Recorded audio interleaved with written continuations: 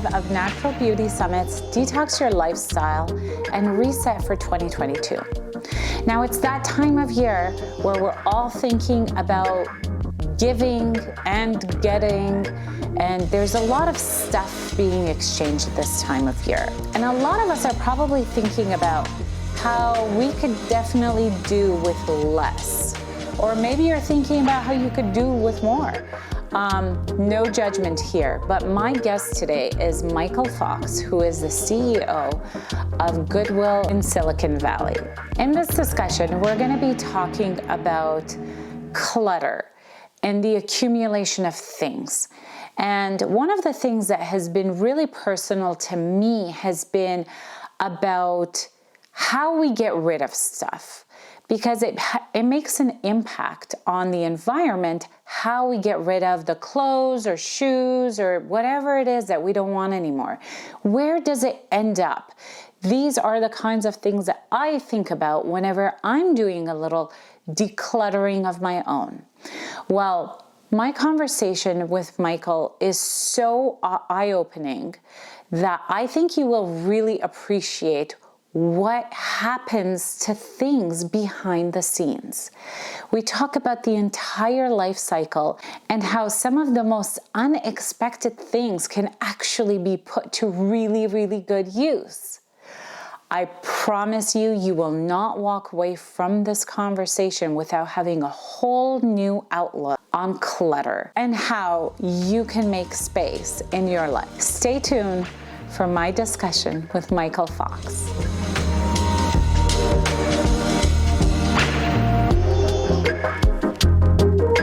Hi everyone, welcome back to Natural Beauty Summit's Detox Your Lifestyle and Reset for 2022. I am here with Michael Fox, who is the CEO of GoodWill in Silicon Valley. Welcome, Michael. Oh, thank you very much. It's great to be here. It's great to see you again. Now, we all know that we need to declutter, and that's kind of what this whole conversation is going to be about. And sometimes I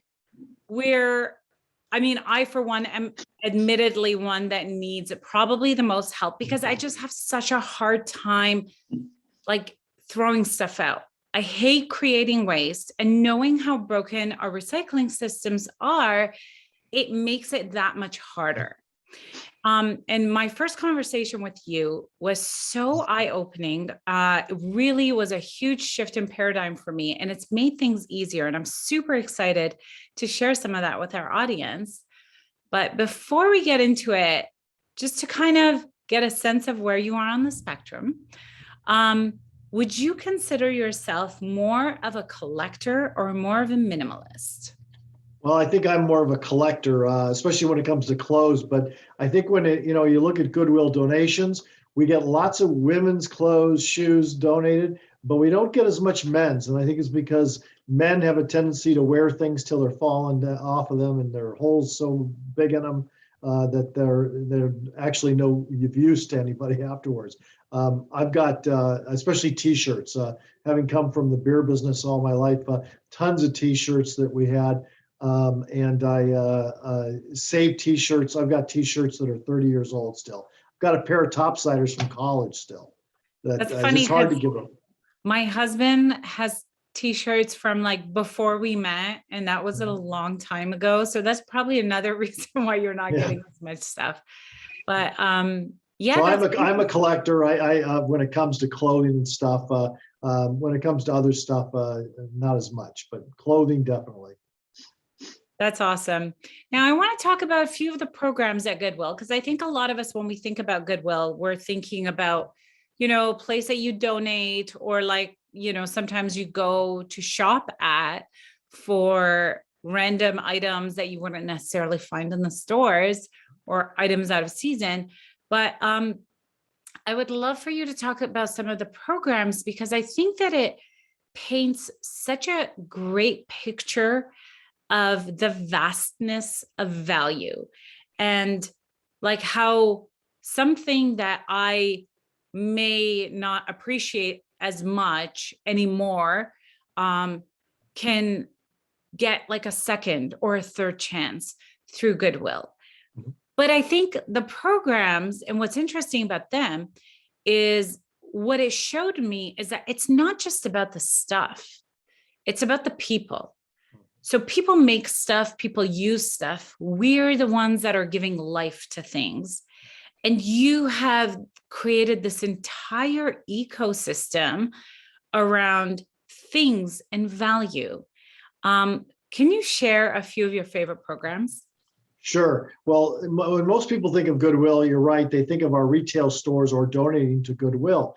But that really is just the means to the end when it comes to what we really do. We use our retail programs and our donation programs to integrate employment from people who come from different barriers, and they have had low success in getting a sustainable living. I'd say that a couple of my favorite programs. One is our reentry program, where we have people coming in that come from prison or jails, and they come to Goodwill at first. We put them through a program of about 90 days of both employment and career technical education classes, or it might be employment classes. And after 3 months with us, we get them employed in businesses outside of Goodwill on a pathway to a sustainable living. And these people normally would have a very big difficulty in getting a job coming right out of the court system. And so we have people who have come out and have spent years and years in prison, and then we're able to get them employed, and we keep them employed and work with them over maybe a year so that they maintain that employment. If you look at the recidivism rates, our recidivism rates are around 23, 24%. But if somebody coming out of prison doesn't have a job, the recidivism rate is 70%. So we make big improvements. Another program I really like is our homeless veterans and our veterans employment programs, where we work with homeless veterans and veterans to get them employment. And they stay with us in a subsidized employment program at Goodwill and get training and education, and then we put them out there. We have many programs which are just more vocational kind of programs, where we teach a pre-apprentice labor program. We have a technical medical program for people. We have a carpentry program, a technology program. So there's all those type of programs we have too. And then one of my favorites is working with young adults on the spectrum, autism spectrum. We have a program for them that puts them through a 5-6 week boot camp and gets them acclimated so that they can be successful in the workplace. Many of these kids have degrees and advanced degrees, but they have a difficulty getting job and employment because their social skills are different than those who are not on the spectrum. And so we help them get employment, and we also work with their employers so that they can adapt and the employers can adapt to them as well. Thank you for touching on that. And I think that these are like such great programs.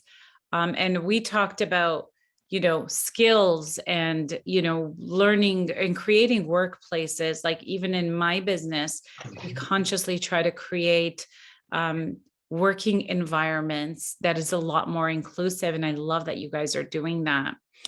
Another thing that I found fascinating in our conversation was how you guys derive life or use out of things that we would never expect. Like when I'm donating, I think about like the items that I'm donating according to my own standards. So, which is so limited now that I think about it. But I'm thinking about like, okay, like would someone else want this like the way I wanted this? Like, is it in good condition? And, who, like, is it seasonally appropriate? Is it like current or whatever it may be? But you guys take some like really like items that I never would have thought to donate, and you get so much use out of them. Can you talk about some of those unexpected things, like things that we wouldn't think to donate, but here you go.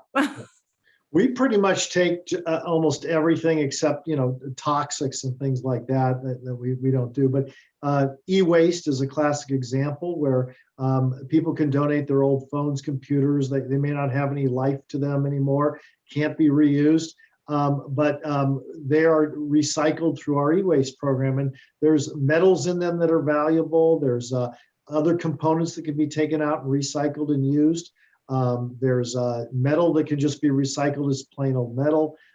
Cords. We actually strip cords off a lot of appliances because there's copper in cords, and the copper in the cords can be recycled. And so that's a good example. But the real thing we look at is we're trying to derive value from anything donated to us at different levels. So, it might be, we might derive great value if it's something that we'll sell in our e-commerce programs or sell in our boutique. The next level would be stores, but it might go down all the way into recycling. And so we're only getting pennies a pound maybe in the recycling, but it's still being recycled and finding another life through the recycle area. So that's kind of GoodWill's way of just seeing at what point of that donation, what level can that be derived some kind of income from. And we recycle, we're about 85% of all the product that we get in, all the donations, 50 million pounds a year, about 85% of that is redirected in some way outside of landfill. Only about 10 to 15%, about 15% goes in landfill. And a lot of that's furniture, which is very difficult to recycle. Now, I remember when we talked about this, like there's something like cloth, like fabric. Yep.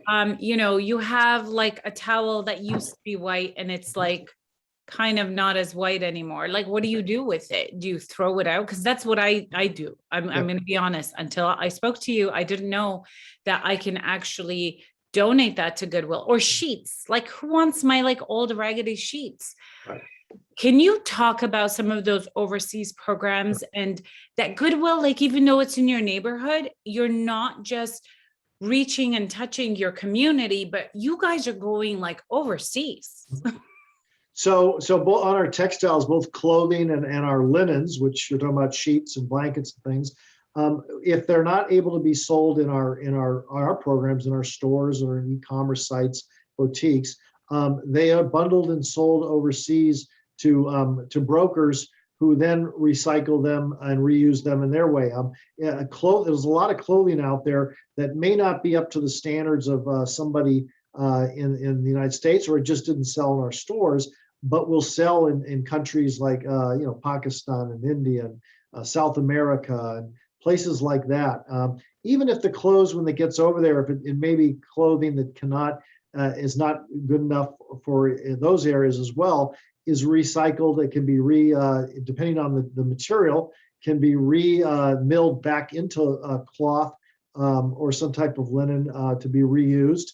And it also, they use it, we call this trade the rags trade, because in the beginning they were really used as rags. People would cut them up and sell them for very inexpensive rags. And that's still done in a lot of developing nations, where some of the textile is just turned back into rags and sold that way to people that wouldn't be able to afford towels and cloths for their own use. So there's a use for almost everything.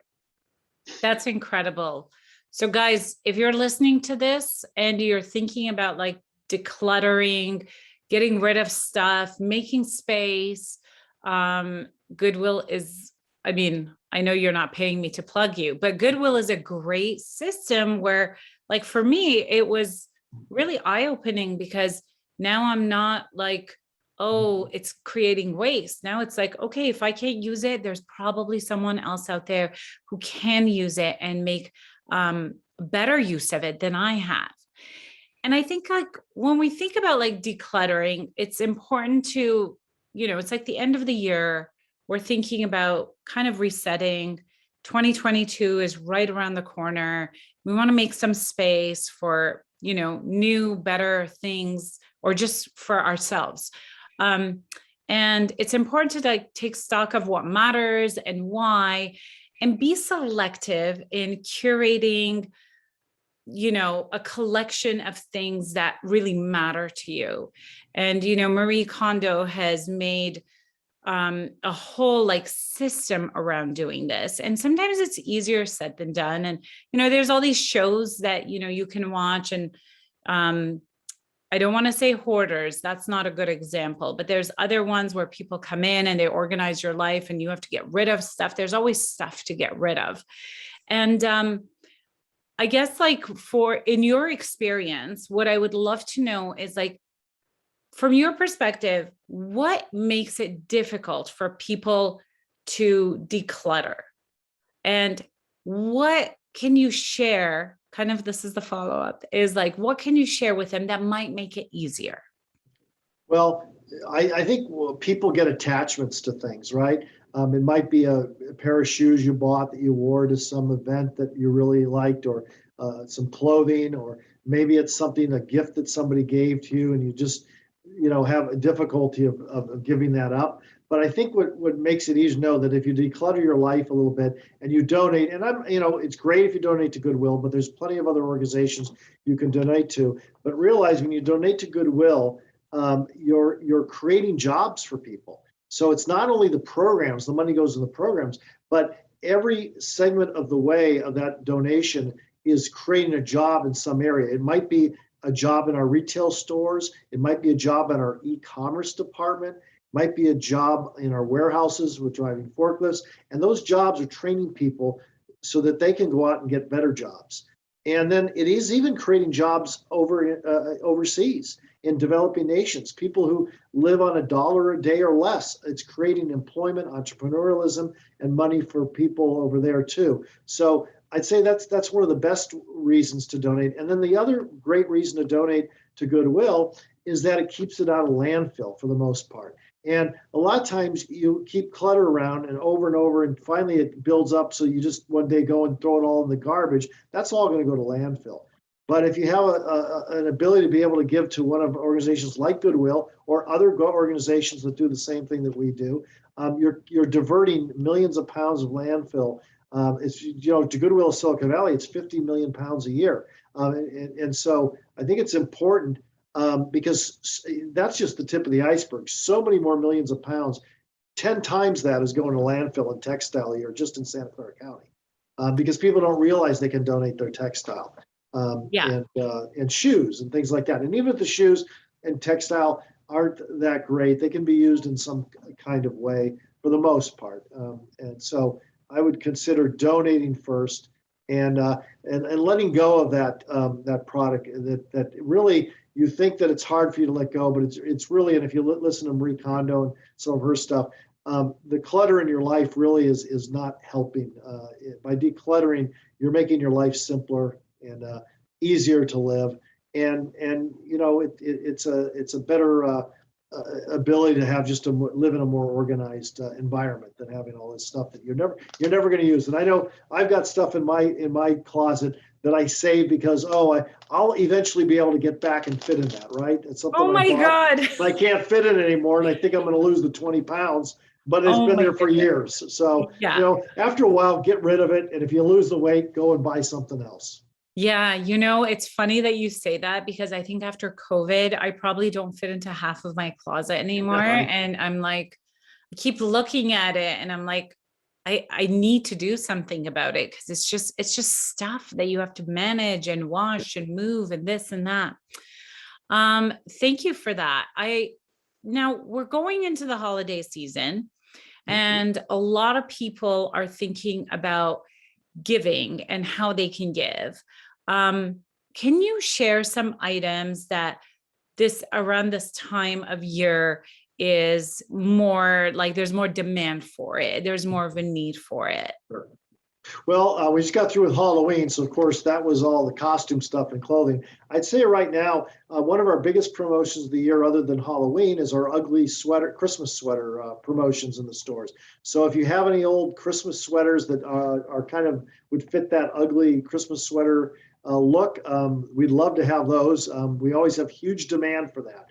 The other thing at Christmas that GoodWill's very big on, the people will shop. They do those white elephant gift giving parties, and a white elephant gift giving party is where you can only spend so much on a gift, and you come to GoodWill and you buy something kind of fun or crazy or whatever. So anything unique goes very well at GoodWill. If you donate something very unique, maybe re-gift something that wasn't quite something that would work in your house, but it'll work at Goodwill for these white elephant sales.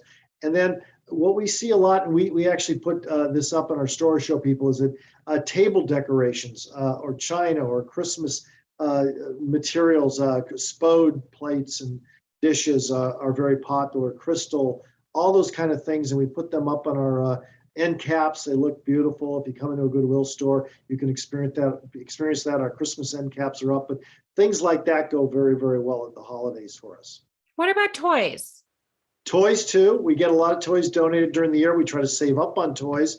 And we try to, at Christmas time, we try to put out the best toys and the toys that are brand new. We do get a lot of brand new stuff donated at Goodwill. It might be a toy or a lot of clothing that people got and that sat in their closet and it has the tags on it, never worn. And so toys are also something that are very popular at Christmas. And at Thanksgiving time, we do this big toy week at Thanksgiving week, and we put all our toys a lot of them that we've been collecting during the year that are really high-end toys, and we put them out on displays. What if like the toys don't have boxes, or, maybe it's like a action figurine set and one of the figurines is missing, like it's not critical to the collection, Right. But how do you recommend that people donate toys?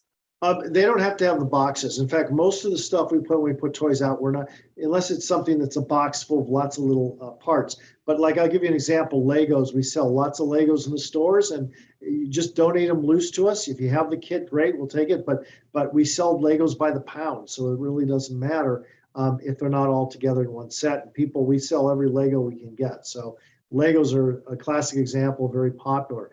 And then other toys, we get a lot of children's toys, dolls, and truck sets, and things like that. If it's if you don't have the actual box, you could put it in a plastic bag or a paper bag. We'll take it. We'll figure out how to package it and get it on our shelves. That's what people come into Goodwill's. They can get great value, and maybe it's not in the perfect box anymore, or maybe it's a retro toy that's from 30, 40 years ago that somebody wants and remembers and buys, and we get a lot of that too. Older toys that people had as kids, and if it comes in the box, great, but if not, people will buy that too. That is awesome. And I guess kind of as a follow-up to that, and because of the time of year, I think so many of us are so privileged, especially in this part of the world. And that's, life gets busy, and, we have kids, and we don't always, like, our kids don't always recognize that there are people within our very own communities whose needs exceed their means. And every year I think about this for my kids to kind of give them a perspective of, the reality of the communities that we live in. And I want them to appreciate, I think all parents do, but I think part of appreciating is also being like aware of what's happening for others as well as yourself. So I would love to hear from you. Are there any programs, volunteer opportunities, or other opportunities where kids, like where we could really elevate children's awareness about others that might have more needs than they do? Sure. And that's something that, I would stress that Santa Clara County is, kind of ground zero in the state of California for the widest divergence between wealth and poverty. No county has the degree of wealth that we have and the degree of poverty we have. So there's a huge spread within just this small area. And so making your kids aware of that. But I think that there's lots of programs in Goodwill. There's a program through donations. We run donation drives all year round. And we have lots of youth involved in those donation drives, be it through the Boy Scouts, the Girl Scouts, their local school.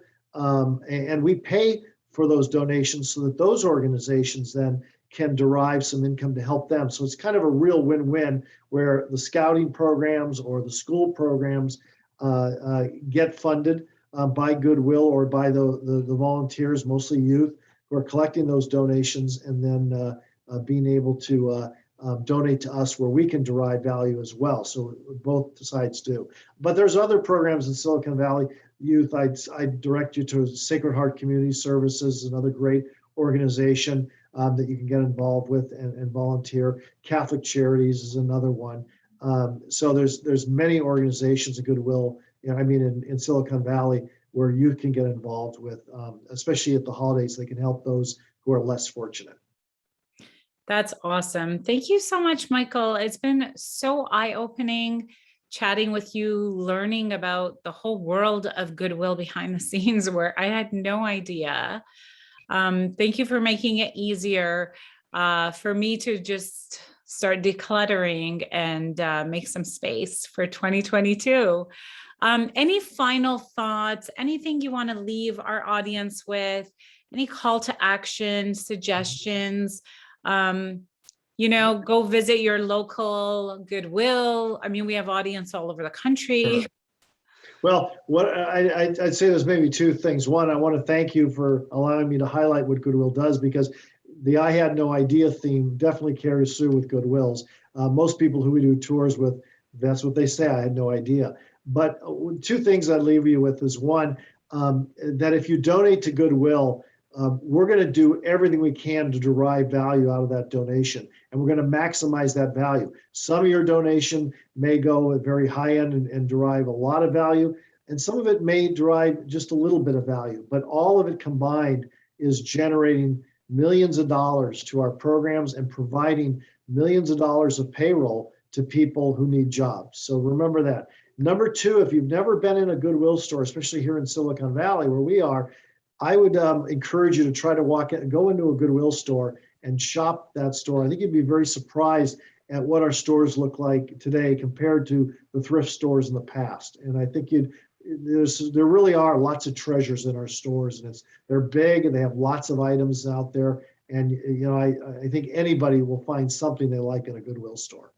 Well, I'm definitely going to do that. It's definitely been a while, but I think the last time I was in a Goodwill store, I was shopping for an ugly sweater for an ugly sweater Christmas party. And so I might have to do that again this year. Well, thank you so much, Michael. Thank you guys for tuning in. Go check out your local Goodwill. There is a lot of good that comes out of Goodwill. Thank you for viewing this session, and stay tuned for updates.